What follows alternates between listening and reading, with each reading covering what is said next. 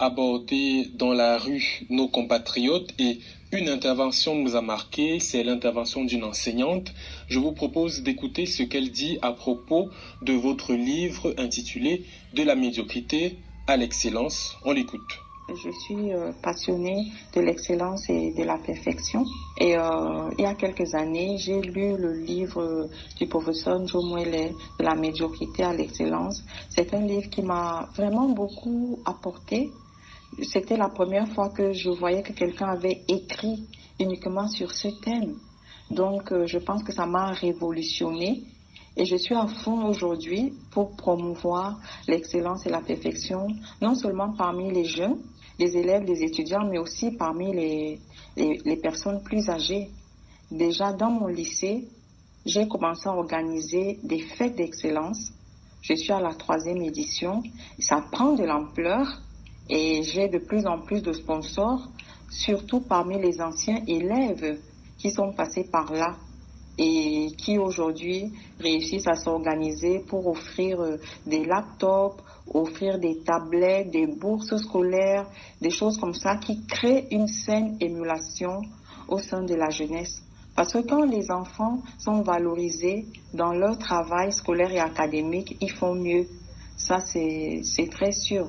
Du coup, cela a apporté une saine émulation dans mon lycée et il n'est pas exclu que d'ici peu nous puissions entrer dans le panthéon, que nous soyons classés parmi les meilleurs au niveau des résultats de fin d'année. Je profite aussi de l'association que je dirige pour instaurer le même climat. Là-bas, j'ai organisé les 2 éditions déjà, où j'ai réussi aussi à avoir des sponsors pour primer les meilleurs, pas seulement sur le plan scolaire et académique, mais même aussi dans le domaine de l'entrepreneuriat, même dans le domaine comportemental. Parce que si je prends les habitudes au niveau de la ponctualité et de l'assiduité, on a l'impression que les gens sont toujours en retard. Mais du coup, je prime même ceux qui arrivent à l'heure, ceux qui sont ponctuels et qui ne se donnent pas d'excuses. Il pleuvait, il y avait des embouteillages. Donc, je valorise de telles attitudes, de tels comportements de vie pour que les gens puissent réussir à donner le meilleur d'eux-mêmes à tous les égards. Et du coup, quand les gens sont valorisés dans ce qu'ils font de bien, ils font encore mieux.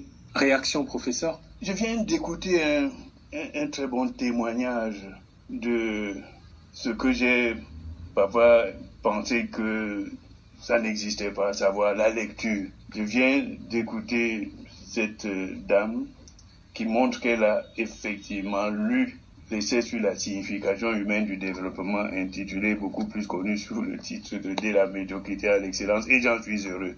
Et j'ai connu, à travers mon site internet, une autre dame qui m'a écrit un petit message qui me disait à moi-même que c'est grâce à mon livre-là qu'elle est devenue entrepreneur. Elle a créé son entreprise. Madame que je viens d'écouter est dans la même veine. Elle n'a peut-être pas créé une entreprise, mais elle a l'esprit d'entrepreneur.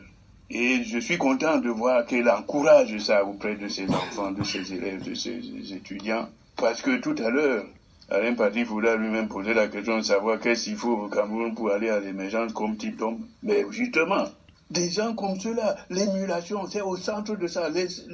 La tournure d'esprit d'excellence, c'est quoi? C'est la bataille quotidienne, pas contre quelqu'un, mais contre soi-même, envers soi-même. C'est le sauteur de 1m50 qui dit, moi, ça suffit pas, je vais sauter 1m55. Il saute 1m55, je vais sauter 1m60.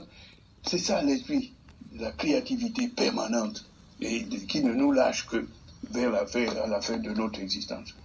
Et vous êtes dans cette veine, madame. Je suis très content de savoir qu'effectivement, cet ouvrage, malgré un relatif hermétisme, ça se lit, ça se comprend. J'ai fait le maximum pour être clair. On dit toujours que les philosophes sont hermétiques. Je ne fais pas partie de ceux-là, justement, parce que je tiens à ce que mon message passe. J'écris pour les autres, j'écris pour être lu et compris, pas pour me complaire dans un jargon que je suis seul à maîtriser. Et vraiment, je salue ce que vous venez de dire, qui me donne beaucoup d'espoir et qui me dit, mon Dieu, j'ai pas travaillé pour rien. À l'âge auquel je suis parvenu, je me dis, oui, je laisse derrière moi quelque chose qui sera comme un instrument de combat. Et pour ceux qui lisent, merci beaucoup. Professeur.